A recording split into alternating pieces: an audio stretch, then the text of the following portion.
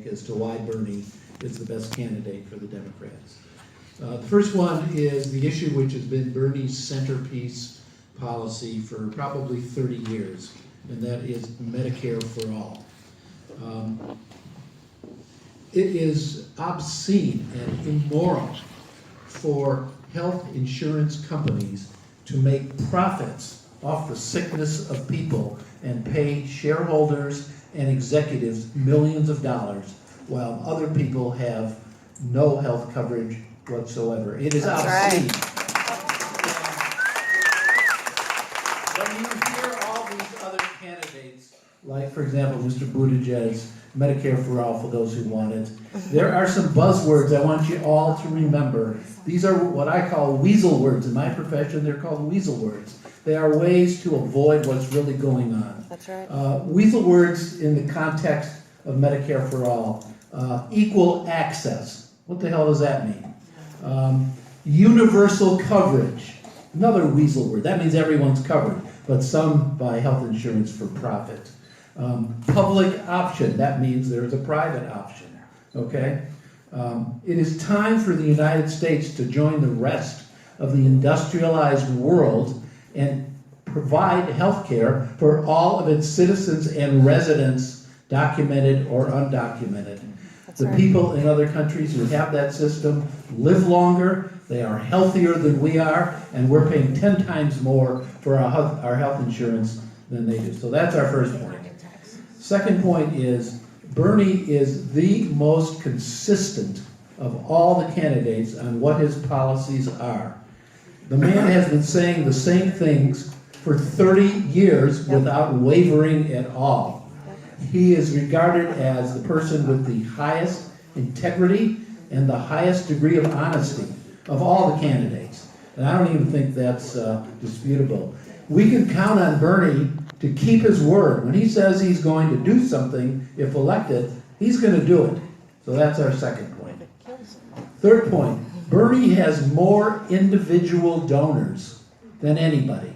Why is that important? Corporate donors don't vote. Corporations don't vote. Right.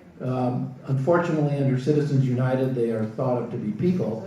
Individual donors are voters. Even if someone's given $10 to Bernie or $20 to Bernie, that person's going to vote. That represents a vote. And so that is a real strength that Bernie has.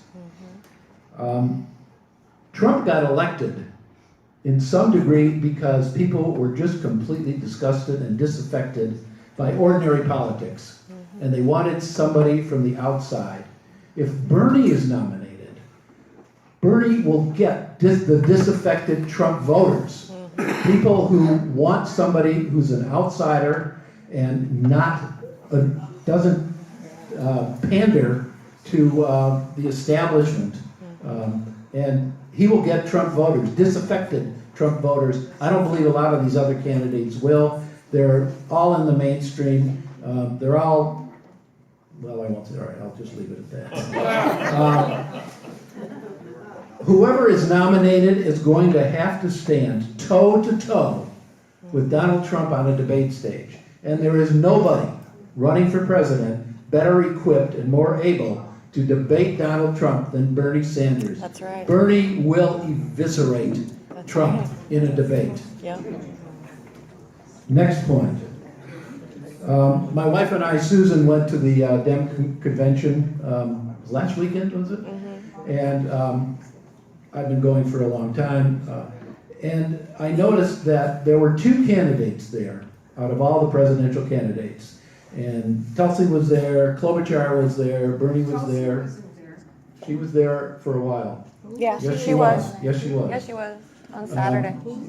And we noticed that only two of the candidates had a really noticeable support of a large group of young people.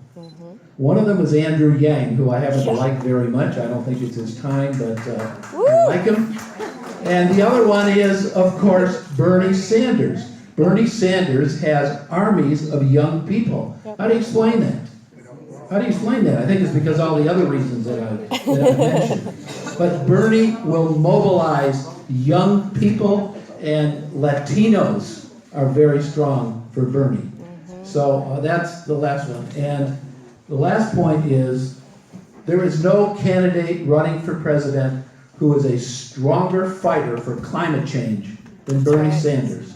And there's no issue, other than getting rid of Trump, there's no issue bigger before the country right now, or the world, than climate change. That's right. So I could stand up here and talk to you for a week about this stuff, but I think I've used my time, so I'm going to give the mic back. Thank you.